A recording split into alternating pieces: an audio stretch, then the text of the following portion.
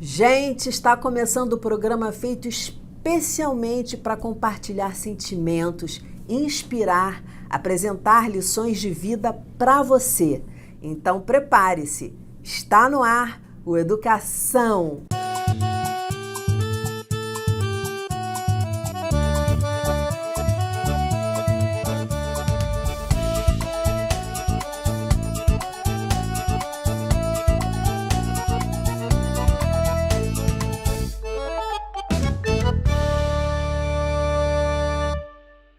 Meu convidado de hoje é o doutor em Engenharia Química, reitor do Instituto Federal de Educação, Ciência e Tecnologia do Rio de Janeiro, o IFRJ, presidente do Conselho Regional de Química, professor Rafael Almada. Muito bem-vindo, professor. Um prazer estar aqui contigo, compartilhar desses momentos maravilhosos que teremos daqui em diante, tenho certeza. Olá, um prazer estar aqui também com vocês e poder compartilhar esses momentos aí.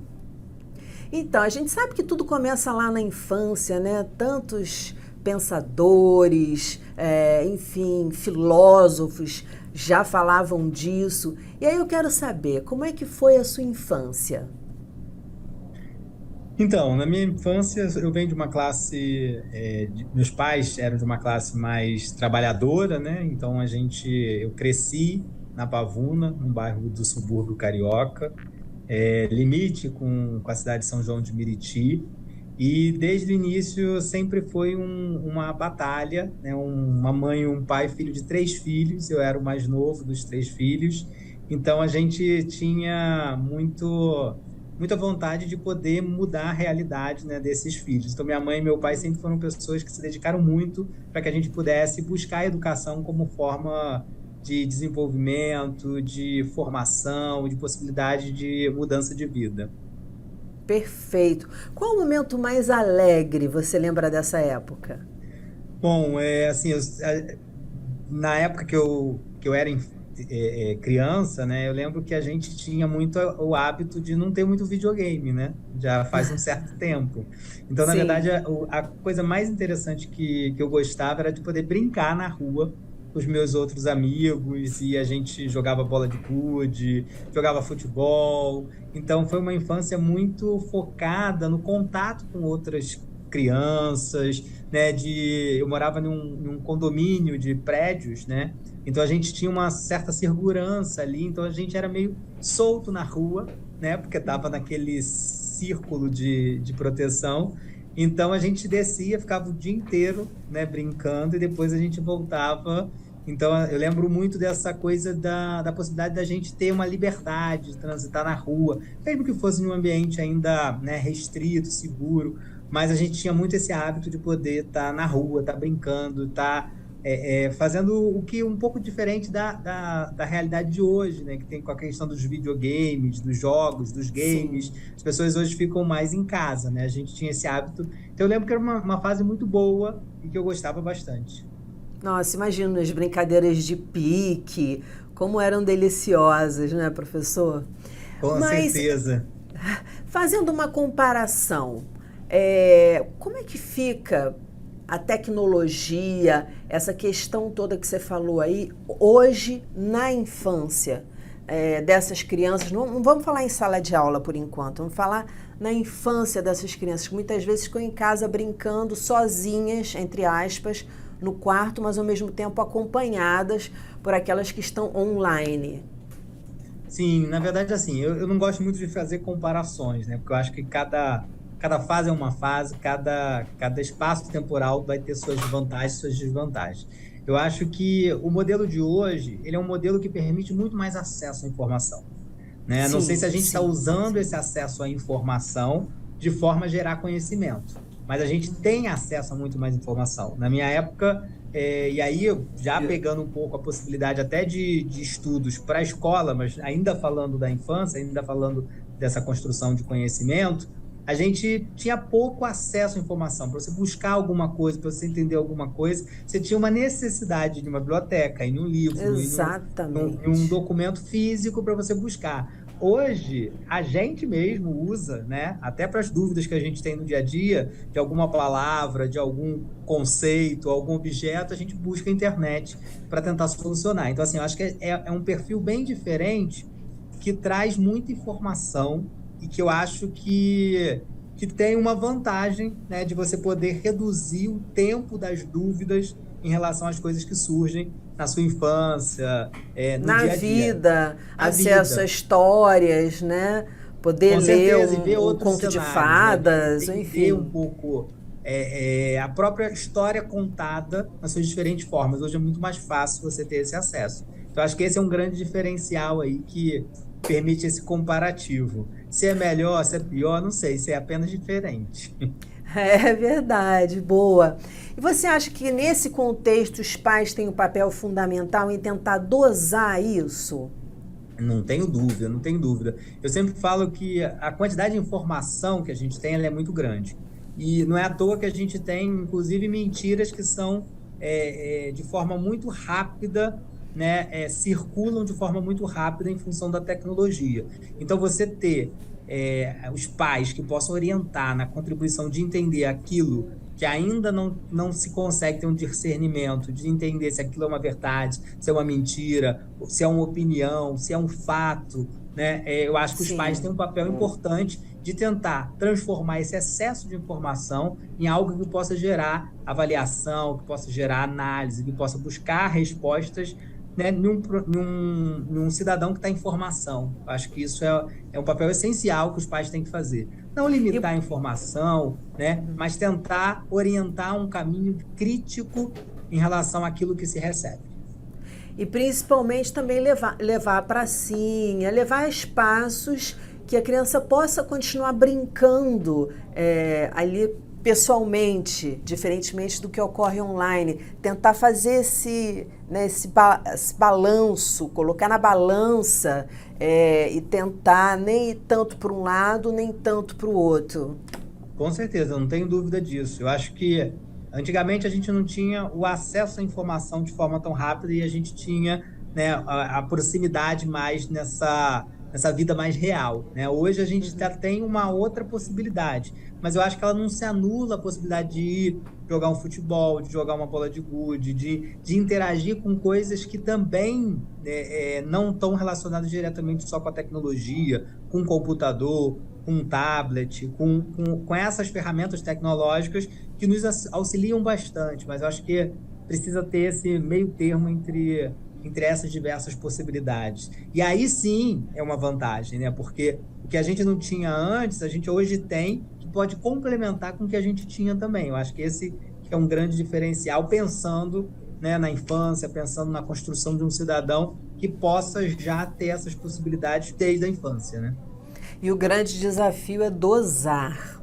Mas a próxima pergunta que eu queria te fazer é, eu perguntei qual o momento mais alegre da sua infância. E qual foi o momento mais triste? Eu acho que toda criança, ela tem expectativas, né? Dizer que a criança não tem expectativas, eu acho que todo mundo almeja alguma coisa. É um brinquedo que é muito caro e seu pai não pode comprar. É um animal de estimação que talvez seus pais não entendam a importância desse animal. Então, assim, Ou eu que confesso que eu, morre? e morre, exatamente. E eu tinha um trauma, assim, de não ter tido um animal de estimação na infância, né? Porque meus pais, eles eram aversos a essa coisa do cuidado, né? No sentido de é uma responsabilidade que a criança não vai tomar conta e a gente não quer ter. E Então, é eu um confesso que custo isso... também. Você vem de uma família de baixa Exatamente. renda, então é um custo. Exatamente. Exatamente. Então, isso eu acho que eu senti falta na minha infância, mas ao longo da vida a gente conseguiu também recuperar isso. Ah, é? Você tem pet hoje? Já Tenho, hoje eu teve? tenho. Tenho Qual é o pet, seu eu acho que isso pet? é uma grande alegria. É cachorro, né? E Qual o nome dele? essa relação com os animais ela é muito importante. É Boltz. É super importante na educação inclusiva, na inclusão em educação, é muito importante realmente o contato com o animal. Pacientes, a gente vê aí pesquisas dizendo que pacientes que têm animal conseguem se recuperar mais rápido. Mas qual foi a figura que mais te influenciou nessa época, assim, que era o seu modelo? Você olhava e falava assim, nossa, caramba! Eu sempre fui uma criança que queria aprender, né? Sempre fui uma criança que queria aprender. Eu acho que esse vínculo com a educação, esse vínculo com conhecer as coisas, eu sempre fui uma criança muito questionadora, né? Sempre fui uma criança que queria entender como é que as coisas funcionam, tipo, saber o rádio, vou abrir o rádio para saber como é que é lá dentro. E aí, quando minha mãe chegava, o rádio estava aberto, né? Abrir o controle remoto da TV. Então, eu tinha um hábito de querer entender as coisas. Então, assim, e a sua mãe, o hábito de se desesperar cada vez que você fazia uma coisa dessas. Exatamente, exatamente. Então, eu acho assim, a minha relação com as minhas primeiras professoras foram muito legais, assim, porque era a pessoa que eu meio que usava como referência para perguntar as coisas, né? Por que isso? Por que aquilo? Então, assim, eu acho que essas referências da formação, e eu tive várias professoras, né, iniciais que eu tenho referência de fazer muita pergunta, não lembro exatamente quais, mas eu lembro que eu fazia muitas perguntas, né? Nossa, igual a mim. Isso acho que foi marcante para mim, assim. Então, essas referências... porque a gente sempre, na escola, né, principalmente na infância, a gente faz referência ao professor como aquela pessoa que tira as nossas dúvidas, que nem sempre os pais, né? Conseguem. Tem Não, e nem estudo sempre os para pais eles isso. têm a didática para ensinar. Às vezes Também. é um pouco mais, é isso, e por que isso? E criança é isso, né? Você responde uma pergunta que gera mais 3, que gera mais 4, e nem sempre os pais estão habituados a isso. Então, essa relação com os meus professores, né? Era uma relação muito de me ajudar a solucionar algumas dúvidas que eu sempre tive em termos de... E era muito dúvida em termos de como funcionam as coisas, né? Assim, a natureza, a equipamentos, eu sempre gostei muito. Eu acho que não é à toa que ali já tinha um espírito de investigador, de químico, de pesquisador, né? Que depois veio se consolidar. Eu acho que foi numa aula de inglês e outra biologia que eu fui perguntando, aí teve uma hora que a professora virou e falou assim, não, isso é em outra série que você vai aprender, porque eu não parava, sabe, de perguntar. Mas ainda em casa, o que mais importante você aprendeu nesse período? Então, assim, eu sempre tive uma família muito estável, consolidada, e minha mãe, meu pai, minhas irmãs, então, assim, sempre tive um berço familiar muito, muito de apoio, né? Isso, sem sombra de dúvida, é essencial para qualquer criança, né?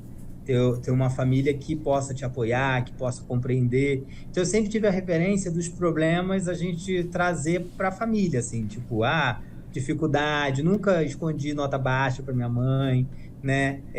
Por mais que isso fosse um problema em termos de recriminação, né? De falar que eu tinha que deixar de ir brincar na rua para estudar mais, mas eu sempre tive essa referência de confiar na minha família, né? De confiar nas pessoas que estão no meu entorno e de poder compartilhar isso, né? Vivendo todas as crises que as crianças vivem, né? Nesse processo de formação, né? Então, mas eu lembro muito disso, de poder ter em casa esse porto seguro. Eu acho que isso foi essencial, assim, para até Com hoje eu certeza. conseguir estabelecer uma rotina de trabalho que saiba exatamente quem é a gente, né? Quem eu sou, da onde eu vim, e poder pensar coisas que possam não perder esse vínculo nunca, né? Eu sempre digo que as maiores heranças que os pais podem deixar para os filhos não são imóveis ou dinheiro, nem nada disso. É apoio, é amor, é respeito, são os valores, porque a gente munido disso e enxergando a vida por essa janela, a gente consegue muita coisa e você é prova disso. Agora eu queria te fazer uma outra pergunta baseada no que você me respondeu. Você falou de compartilhar, isso é tão importante, compartilhar, confiar nas pessoas. Isso te trouxe algum problema na sua vida? Ou seja, você vem de uma família em que você tem confiança, em que você compartilha as coisas e aí você acredita numa certa segurança em compartilhar. Em algum momento da sua vida, você compartilhou coisas que você não deveria compartilhar e você se arrepende? Você confiou em alguém que você não deveria confiar e você se arrepende? E dependendo da sua resposta, eu tenho uma outra pergunta. Bom, eu não identifico nada em relação à família. Óbvio que amigos a gente às vezes confia e a gente não é correspondido. Mas mais no âmbito de amigos e não necessariamente de família, assim. Eu acho que sempre foi muito... A gente sempre foi uma família muito unida, né? Com todas as suas dificuldades, até porque a gente morava em um apartamento de 40 metros quadrados, um monte de gente, então a gente sempre foi muito próximo, não tinha nem como não ser Sim, sim. unidos, próximos nesse sentido. E a relação com os estudos era máxima na sua casa? Porque você falou assim, às vezes vinha nota baixa, aí tinha que estudar mais. Essa relação era máxima, ou seja, acima de tudo, ali no que você deve fazer, na tua missão, é estudar. Tinha isso? Então, na verdade, assim, eu me considero que eu nunca fui um aluno inteligente. Eu era estudioso, eu precisava me dedicar para aprender, né? Eu precisava de um treino. Eu nunca fui um aluno que pegava as coisas tão rápido, né? Eu precisava da prática. Então, eu às vezes sou muito ansioso em algumas questões. Então, isso também às vezes dificulta o ensino e a aprendizagem, né? Porque você acaba querendo pensar além daquilo que efetivamente, tipo a pergunta que você vai aprender na próxima série, né? Como você citou aí.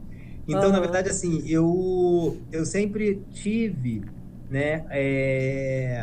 Eu sempre precisei estudar. Então, eu tive frustrações de notas, eu tive frustrações de provas que eu tinha que ter estudado mais. Então, esse processo, ele foi um processo que precisava de dedicação, que precisava de encaminhar. Então, mas acabava que esse processo de dedicação à educação gerou resultados. Então, assim, eu era das notas mais altas da minha turma, da minha escola, né? Mas não era porque eu era um cara inteligente que não estudava e estava na vida boa, não. Eu ralava muito, eu me dedicava muito, eu tinha que trabalhar a minha ansiedade para não ter, para não querer responder a pergunta sem entender exatamente qual era a pergunta, né? Porque senão você respondia erradamente. Então, sempre foi uma necessidade o estudo, né? Porque às vezes as pessoas dizem, você foi o melhor aluno da turma, então você era o inteligente. Não, eu era dedicado. Eu era aquele que entendia a importância, né, de ler, de buscar, e sempre fiz isso. Até na faculdade, eu acho que sempre fui um aluno que tive boas notas, mas não porque eu era muito fácil de aprender, era porque era esforço de dedicação mesmo. Que eu adoro nesse programa é como as pessoas se abrem, como são verdadeiras. Você diz aí, foi detectada uma dificuldade, mas nem por isso você parou. É difícil, eu não consigo entender, então eu vou jogar bola. Não, você continuou, você perseverou. Eu acho que essa já é uma grande lição de vida. O que mais importante você aprendeu na escola? Então, na verdade, assim, eu tive dois momentos, né? Já vou começar, assim, porque eu fiz escola técnica, né? Na época era o antigo Instituto Federal do Rio de Janeiro, né? Hoje Instituto Federal do Rio de Janeiro, mas na época era Escola Técnica Federal de Química, então eu fiz um curso técnico no ensino médio. No ensino básico, né? No ensino fundamental, eu fiz em uma escola de bairro, né? Então, assim, era muito mais próxima, todo mundo morava ali próximo, na rua de trás, na rua da frente, né? Então, assim, tinha um convívio mais próximo. O ensino médio, para mim, foi muito disruptivo nesse sentido, né? Porque eu passei por uma instituição federal, com toda a sua dificuldade para entrar, né? Tinha amigos de qualquer lugar, de qualquer bairro, de qualquer município do Rio de Janeiro, que estudava lá. Então, isso foi muito disruptivo para mim. Então, assim, eu acho que a escola, ela teve dois momentos principais. Aquele momento que você tem mais uma escola de bairro e uma escola que permitia tinha uma certa liberdade. Isso me fez amadurecer um pouco mais rápido, né? Porque nesse ensino médio, de formação técnica, eu já comecei a estudar química. Né? E é até interessante a própria formação. Como é que você chegou a fazer um curso técnico em química? Obviamente, ninguém quer ser químico, né, desde pequeno, apesar daqueles brinquedos de química, né? Mas você não necessariamente tem uma formação que você deseja ser químico. Eu, na verdade, quando eu terminei o ensino fundamental, minha mãe falou assim, olha, a bolsa que você recebe, que eu estudei em uma escola particular, eu estudei em uma escola pública no início na época do primário, né, que hoje é os primeiros ciclos do ensino fundamental, mas depois no ginásio já foi uma escola privada com bolsa que meu pai conseguiu do trabalho dele, tinha uma bolsa que eu recebia. E minha mãe falou assim, ó, no ensino médio não tem mais, na época era o segundo grau, não tem mais essa bolsa, então a gente vai precisar escolher uma escola para você estudar. Né? Então eu comecei a falar, só que essas provas, todas essas escolas tinham provas. Né? Então eu tive que começar a estudar para além de fazer o último ano, né, do ensino fundamental, eu precisava estudar para passar na prova para uma instituição federal ou estadual que pudesse ser grande desafio. Um grande desafio para, né, uma pessoa com 14, 13 anos. Né? E o que eu acho bacana é a diversidade também. Você sai de uma escola pública, né? Na verdade você estava em escolas públicas, mas assim, quando você vai para uma federal, eu acredito, você vai confirmar, que é um público diferente. Né? Então aí você acaba tendo contato com vários tipos de pessoa e eu acho que isso é muito importante na vida de qualquer ser humano, a diversidade. Então, na verdade, quanto mais você conhece gente. Então eu tive que me dedicar além eu lembro que eu estudava de manhã na escola e eu pegava um ônibus e ia para ou biblioteca, depois até minhas irmãs pagaram um curso pré-técnico para mim, e aí eu fiquei numa rotina quase integral aí de ter que estudar para passar. E na época, na escolha do ensino médio, eu lembro que eu fiz opção para várias instituições. Eu lembro que, só para você ter uma noção, eu fiz muitas, mas só para você ter uma noção, eu fiz Pedro II, São Cristóvão, né, formação propedêutica, formação geral. Fiz meteorologia no Cefet Rio, química na Escola Técnica Federal de Química, processamento de dados em outra instituição. Isso me lembra alguém. Em edificações no Ferreira Viana. Ou seja, eu tentei várias opções estaduais, né, fundações. E essa dedicação, ela gerou um resultado interessante, porque eu passei em todas. Todas eu passei. Eu só não passei em uma. E por que você escolheu química? Então, na verdade, assim, dessas todas que eu fiz, uma que eu queria era o curso técnico em biotecnologia na unidade Maracanã da Escola Técnica Federal de Química. Foi a única que eu não passei, porque eu fiquei tão nervoso na prova, que era o foco que eu queria tanto, que eu Você sabe que aconteceu a mesma coisa comigo. Tiveram que me dar 2 cartões de respostas, né? E aí a mulher falou, olha, eu não poderia fazer isso, mas estou te dando. E aí eu não conseguia passar as respostas para o cartão. Foi um horror, porque eu queria muito. Exatamente. E nas outras que eu estava mais relaxado, mais tranquilo, eu passei. Então, aí eu tive um outro problema, porque eu tinha passado por mais 7 e tinha que escolher. E aí, obviamente, eu fui analisando o tipo de instituição, analisando o curso que eu tinha passado. E aí cheguei, né, em questão de proximidade e tal, na unidade, que era separado antigamente. A Escola Técnica Federal de Química tinha 2 unidades. Maracanã, que eu tentei biotecnologia, e Nilópolis, que eu tentei química. E nessa avaliação toda, eu acabei escolhendo ir para Nilópolis, fazer o curso técnico em química, pela proximidade, pelo tipo de curso, né, várias questões, e aí fui. E acho que eu me encontrei ali na área da química, porque... Escolheu super certo. Super certo. E assim, eu acho que não tinha outra escolha melhor para fazer. E aí depois segui toda a minha formação na área da química, né? A gente vai falar disso daqui a pouco, até a sua chegada a reitor, projetos e planos, vamos chegar lá. Mas antes eu queria saber, claro, um professor inesquecível por ser bom. E você vai causar ciúme um monte. Gente, olha, não dá para falar todo mundo. É o primeiro que vem à cabeça dele, tá? Não, eu tenho vários professores, mas teve uma professora na infância, que foi a Fátima, que foi uma professora é, que eu acho que ela tinha um outro padrão de pensar a educação, e isso era muito interessante, porque ela vivenciava na prática.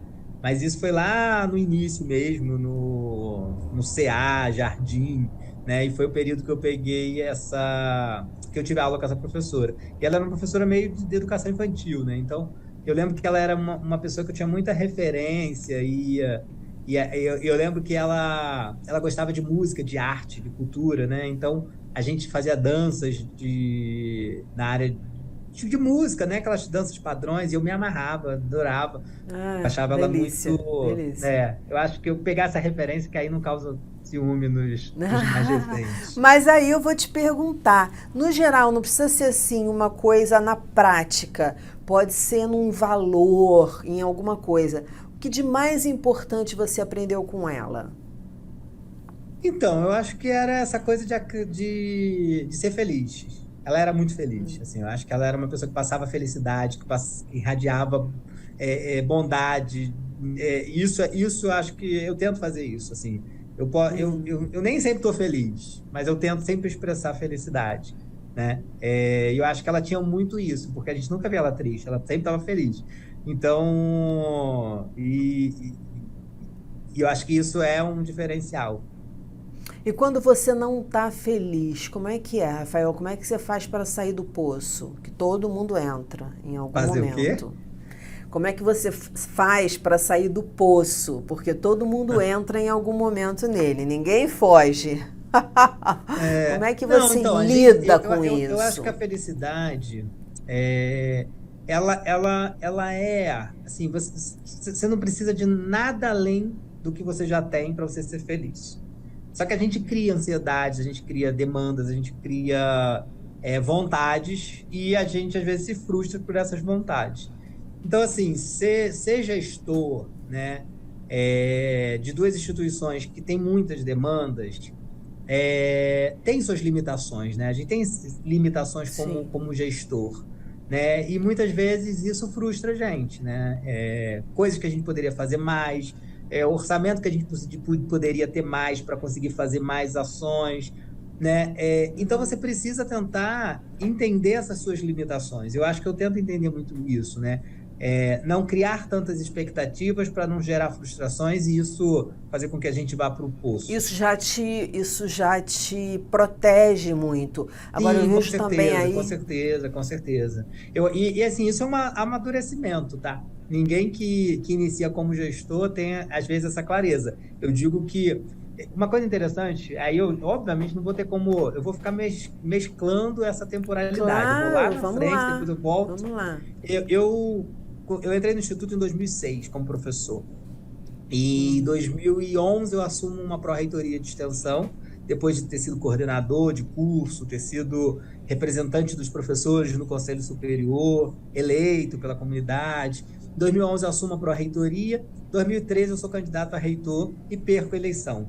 Eu digo que a melhor coisa na vida foi ter perdido aquela eleição, né? E inicialmente, óbvio que a gente se frustrou, porque a gente criou expectativa, né? E eleição é uma coisa, já que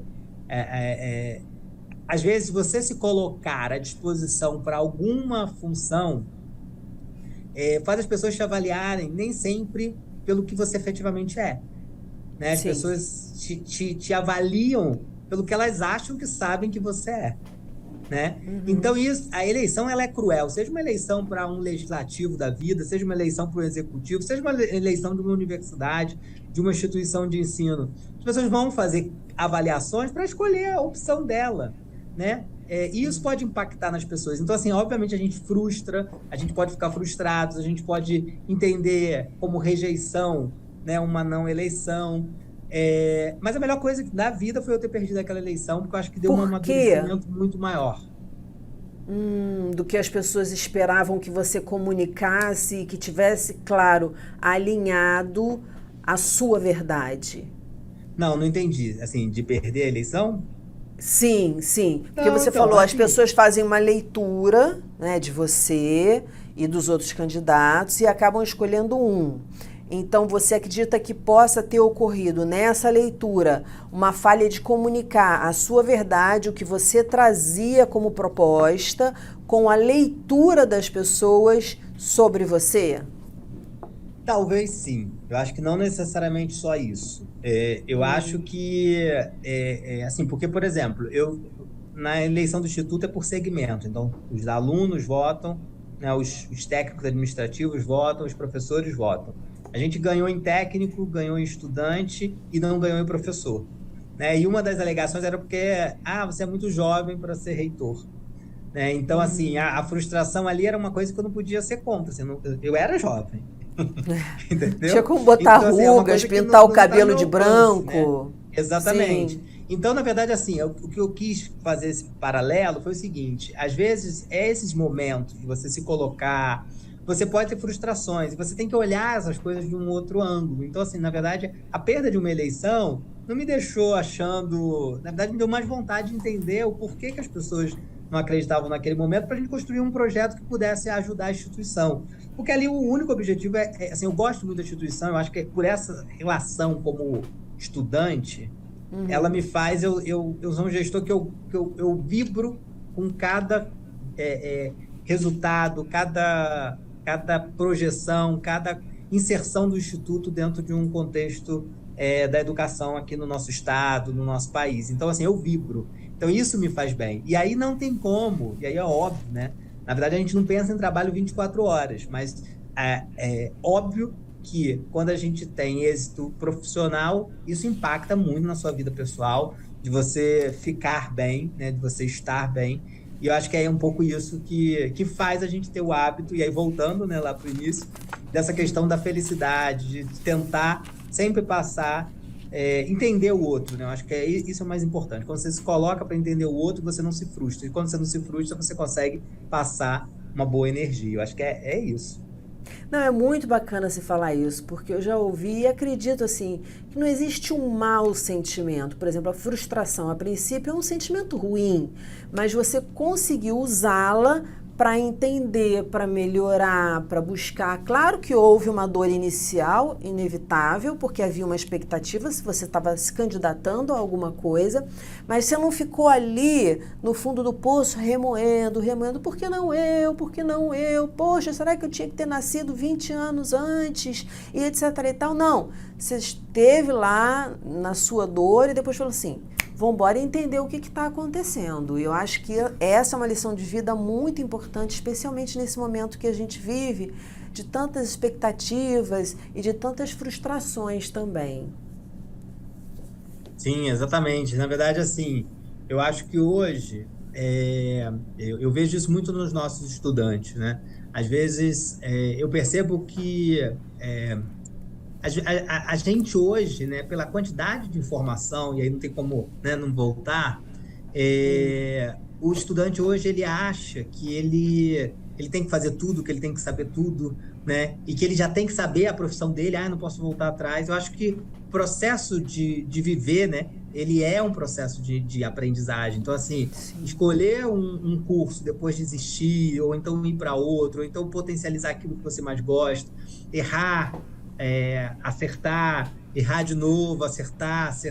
Isso faz parte do processo. E hoje eu sinto que os meus estudantes, falo desses estudantes que estão mais próximos, né, que são mais jovens, eles muitas vezes querem acertar de primeira, eles querem escolher, porque a sociedade diz para eles que eles precisam ser exitosos, mas as próprias redes sociais, né, vendem muito Precisa ser felicidade, tudo muito rápido, né? tudo As muito coisas têm que rápido, tudo acontecer você acertar ontem. da primeira vez. Gente, quantas vezes, né, eu, você, todo mundo que está aqui nos vendo, já recebeu não, já perdeu processos seletivos, já foi mal numa prova, teve que fazer de novo. Isso faz parte do processo. Então, a gente não pode se frustrar nesse caminhar. Eu acho que esse caminhar, ele é um processo. Então, perder uma eleição foi ruim? Foi, mas foi um aprendizado. Hoje eu me sinto muito melhor. Em 2017, quando eu fui eleito, em 2021, quando eu fui reeleito, eu me sinto um cara muito melhor, um cara muito mais preparado, um cara que tenta fazer o melhor,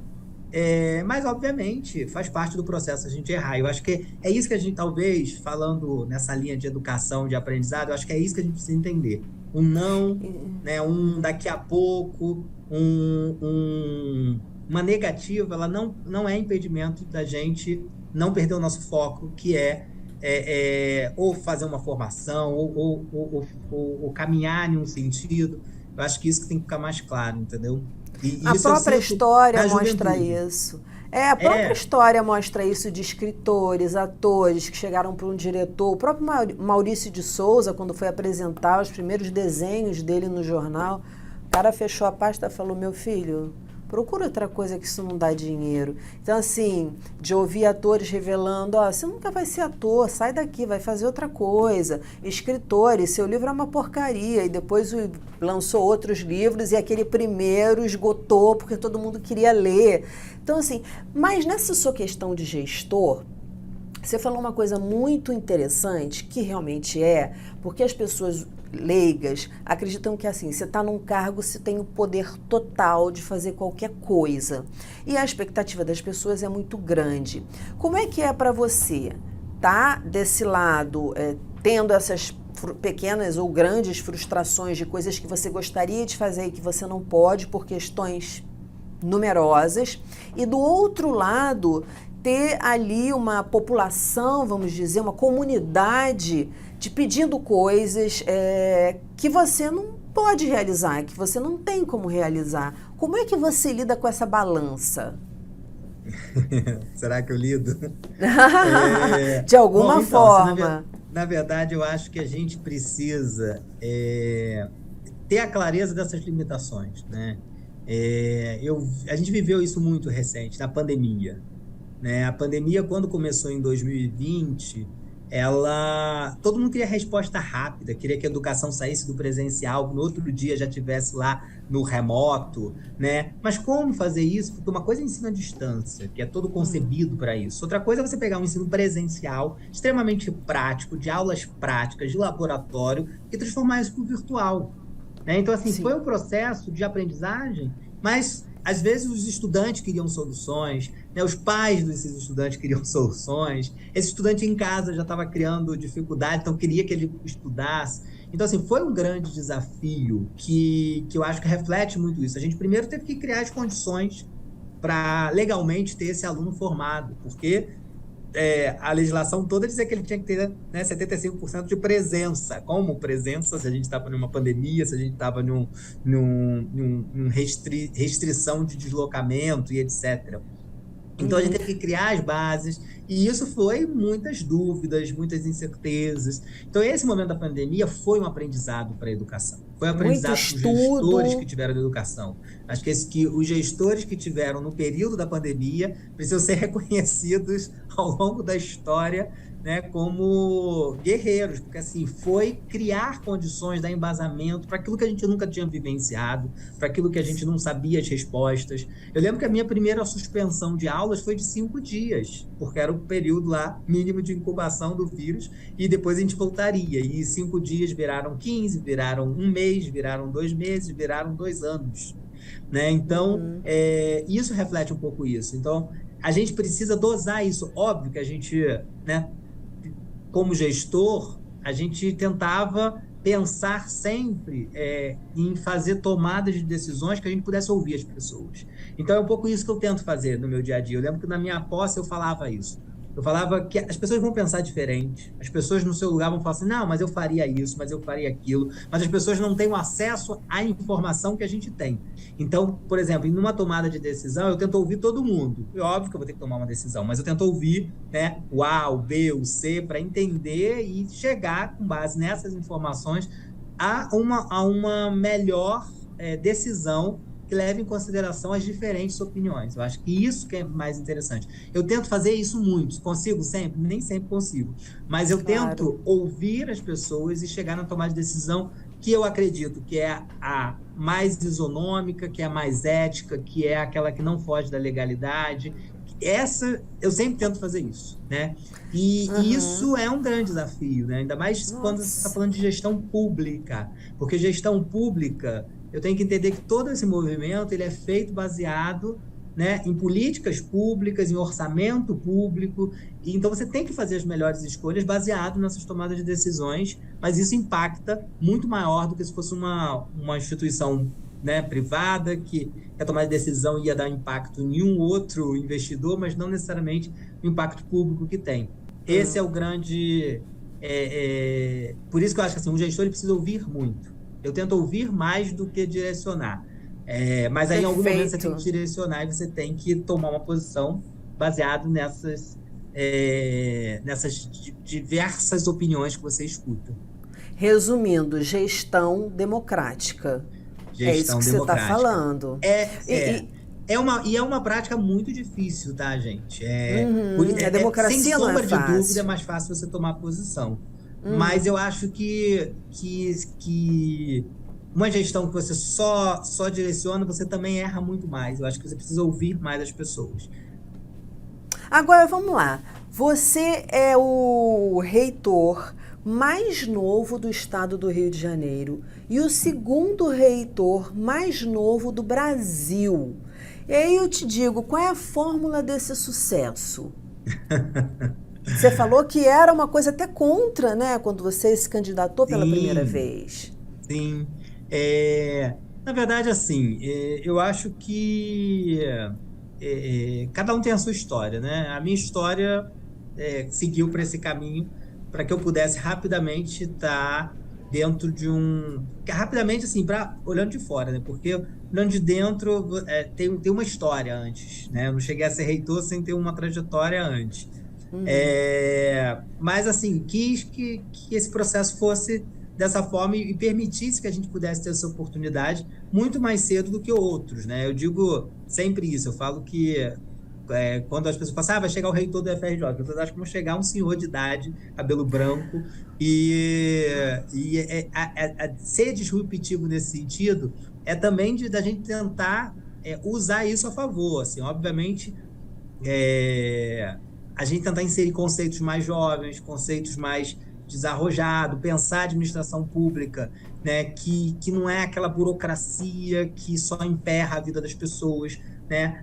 Eu sou o maior defensor das instituições públicas, porque eu acho que elas têm um objetivo muito claro de dar base para as políticas públicas, e as políticas públicas, elas movimentam o setor produtivo, privado, o setor, as áreas do conhecimento, as universidades. Então, assim, eu sou um grande defensor, e eu acho que essas instituições precisam, sim, de gente jovens ocupando esses espaços para que a gente pense diferente e faça um caminho que fortaleça a administração pública, né? Que pense técnicas que a iniciativa privada utiliza, que dá certo, né? E que pode ser usado para melhor potencializar e tornar eficiente essas instituições. Então, eu tento muito fazer isso, uma reitoria muito mais presente, né? Óbvio que se fosse um reitor mais idoso, ele não teria essa disposição de estar em um campus, de estar em um outro. Eu tento estar presente porque eu acho que essa aproximação me faz ter o pé na realidade. Eu não quero ser um reitor burocrata que fica dentro do meu gabinete e que não esteja lá com o estudante, que não esteja ouvindo a demanda,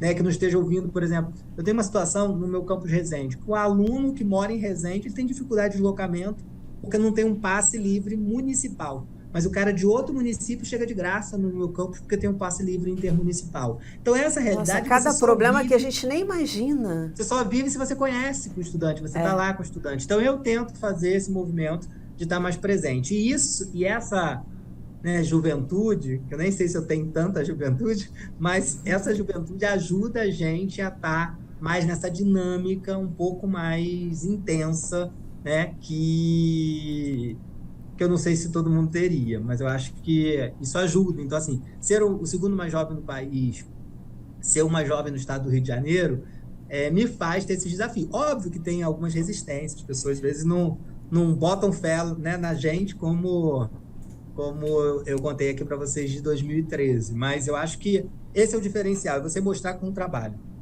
Mas eu vou te falar uma coisa, eu vejo, pelo que eu ouço de você, que o Rafael Almada, aos 50, aos 60, aos 70, com esse espírito, vai ser aquele, sabe? Todo inteirinho do lado, quero saber de tudo, porque é tudo aqui, né? A mentalidade da gente, é como a gente enxerga a vida. E você tem essa coisa de sempre ir para frente, de escutar as pessoas. E aí, nessa, eu quero te perguntar, Projetos. Quais são os próximos projetos aí para sua gestão? Bom, então, a gente tem um desafio muito grande que assim, a gente não tem dúvida que a educação é um caminho, né? E as instituições, os institutos federais, eles têm um potencial ainda muito grande de um processo de consolidação que vem de 2008 para cá. Então, assim, ainda precisamos tornar essas instituições mais acessíveis, né? Então, precisamos cada vez mais ter acesso às nossas instituições. Então, no Instituto Federal do Rio de Janeiro, a gente tem uma meta de aumentar o número de alunos para mais 6 mil, chegando a 23 mil estudantes no estado do Rio de Janeiro, né? Criando as condições nos nossos campos, são 15 unidades espalhadas pelo estado.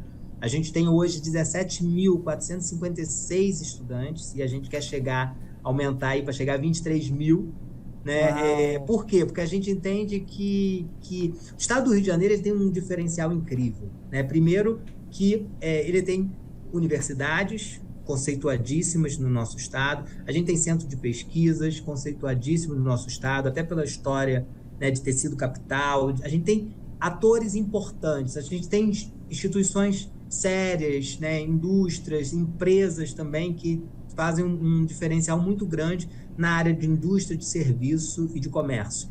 Então, assim, eu acho que é um estado que relativamente não tem uma extensão territorial muito grande comparado com os outros estados. Então, assim, tem um potencial incrível aqui. E o que a gente precisa? Melhor entender essa distribuição da educação profissional. Entender melhor itinerários formativos. O aluno que pode estar numa outra instituição, depois ir para outra, poder fazer no instituto, que é o que a gente chama de verticalização de ensino, né? Que a gente reforça que o instituto tem muito isso, né? De você entrar com uma qualificação profissional e sair daqui com um doutorado. Mas eu acho que a gente precisa olhar mais essas instituições de ensino e tentar pensar um mapa que se complemente esse estado. Identificar ainda regiões que não têm formação, seja pública, seja privada. Pensar as áreas de desenvolvimento do estado. O estado do Rio de Janeiro, e aí falando um pouco com o presidente do CRQ, perde indústria química. Eu digo que a indústria química é uma grande indústria de base do estado, porque a indústria farmacêutica vai precisar de uma indústria química, a indústria de alimentícia vai precisar de uma indústria química, a indústria de papel vai precisar de uma indústria química, ou seja, a indústria química é a grande indústria mãe, e o estado do Rio de Janeiro perdeu essas indústrias para São Paulo, para Espírito Santo, para Minas Gerais. Então a gente precisa potencializar o desenvolvimento do estado. A petroquímica no estado, ela sofreu um baque aí de produção. Porém, ela é das cadeias produtivas do nosso estado. Então, a gente precisa entender melhor essa cadeia produtiva e potencializar mão de obra qualificada, condições de infraestrutura, porque o estado do Rio de Janeiro ainda precisa, né? Infraestrutura, estradas, portos, rodovias. Então, assim, a educação profissional ela ajuda nisso. Então, aumentar novos postos de formação no estado do Rio de Janeiro ainda é uma demanda importante dentro de um cenário de desenvolvimento aqui do estado. São grandes projetos, mas eu tenho certeza que você está preparado para todos esses desafios, inclusive para o pessoal de casa saber. Não foi fácil marcar essa entrevista com Rafael Almada, sempre trabalhando, sempre em reunião. Rafael, muito obrigada por você ter pego um pedacinho aí do seu tempo para falar com a gente te conhecer melhor. Foi um prazer ouvir você aqui no Educação. Muito sucesso! Daniela, eu queria te agradecer toda a sua equipe aí pela paciência, pela generosidade com a gente. É um grande prazer poder estar aqui, né, na TV Alerj, nesse programa que eu acho tão importante e que fala de coisas que eu acho que a gente precisa reforçar, né, para os nossos telespectadores, para as pessoas que acompanham a gente. Então, um grande prazer estar aqui com vocês. Contem sempre com a gente, com o Instituto Federal do Rio de Janeiro, com o Conselho Regional de Química, e sempre que quiserem que eu puder contribuir, pode chamar a gente, que a gente vai vir com toda certeza aqui, trocar um pouquinho com vocês de experiências, de vivência e de planejamento. Eu acho que o estado do Rio de Janeiro cada vez mais precisa olhar a educação do seu estado, precisa olhar para o setor produtivo. E essa interação entre educação e setor produtivo ela é essencial para o desenvolvimento. Não se faz educação pensando só na teoria, precisa entender a prática, as necessidades que a gente tem no estado. E eu acho que isso a gente precisa cada vez mais olhar para a universidade e o setor produtivo como algo que precisa dialogar sempre. Obrigada, Rafael. Me espera um minutinho que eu vou me despedir do meu público e já volto para a gente conversar. E para você que nos acompanhou até agora, um abraço bem quentinho e uma semana cheia de boas energias. Educação, se você não se envolver, não cola. Saúde, saúde e até lá!